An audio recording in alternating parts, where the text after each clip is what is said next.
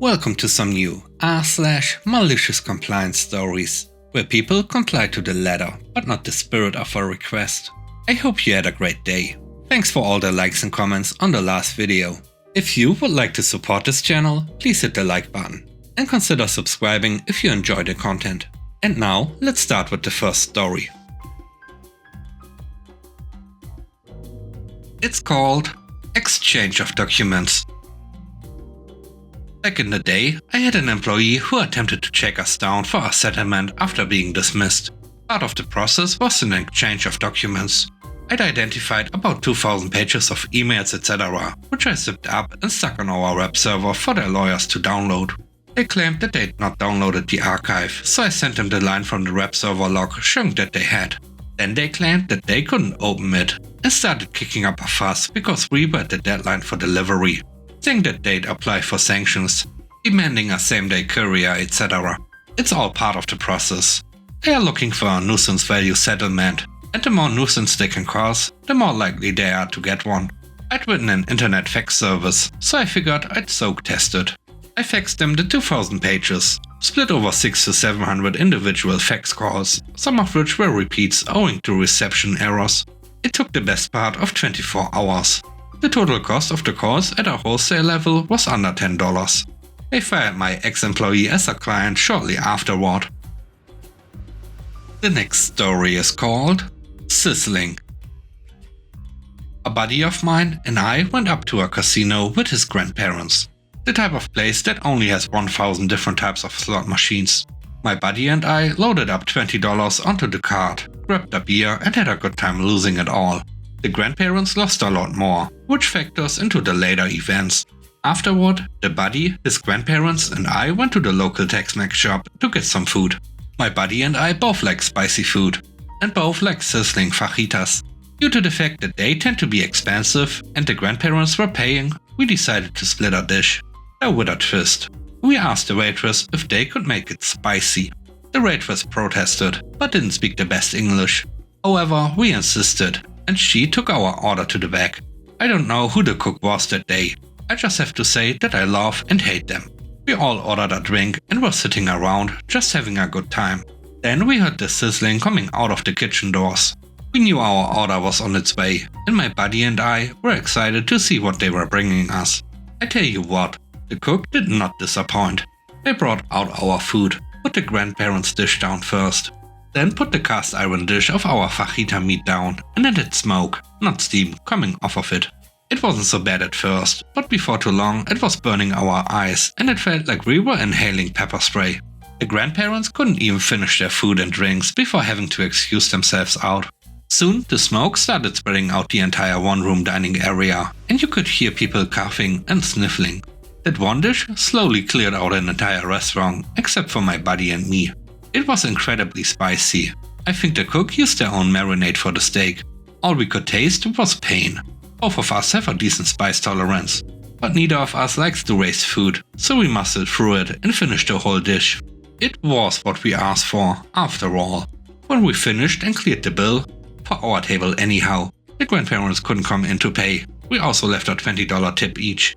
We got berated by his grandfather. He yelled and cussed at us the entire ride home, but we weren't too much pain to care.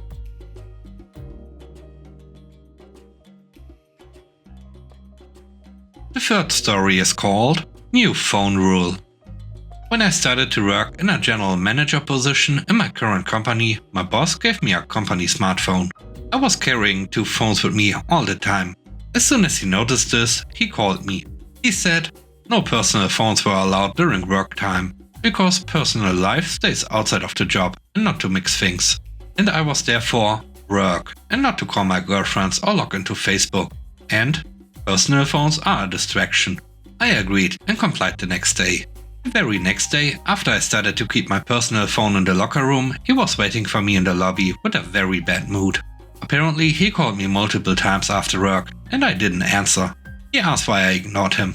I said I was at home, and my company phone was in the locker room, so it was useless to call me after work time, because the job should stay outside of personal life, and I didn't want to mix things.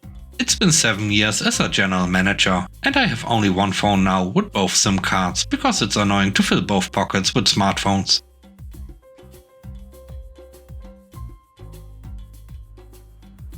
The next story is called Proof of Purchase.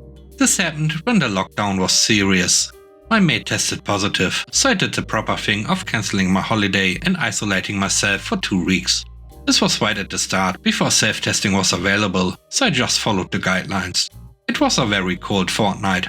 So cold that at some point the adhesives on my parking permit fell from the windscreen into the footrail. When I finally return to the world, I go to my van and see a parking ticket for the previous night. My van hadn't moved in 2 weeks, and the same parking attendant every day, just following the rules, hits me with a £75 fine. I call the company up and get them to check their payment record. My £25 per month permit was in date, and they have my vehicle details.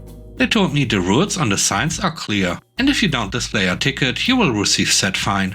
No ifs or buts. I tried to fight it further and further, going nowhere. With my stubbornness, it ended up costing me nearly £200. Then it dawned on me, if they are not checking a system and just looking for a permit, why am I still paying for it?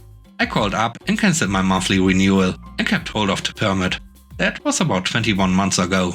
It's so bleached from the sun you can hardly make it out.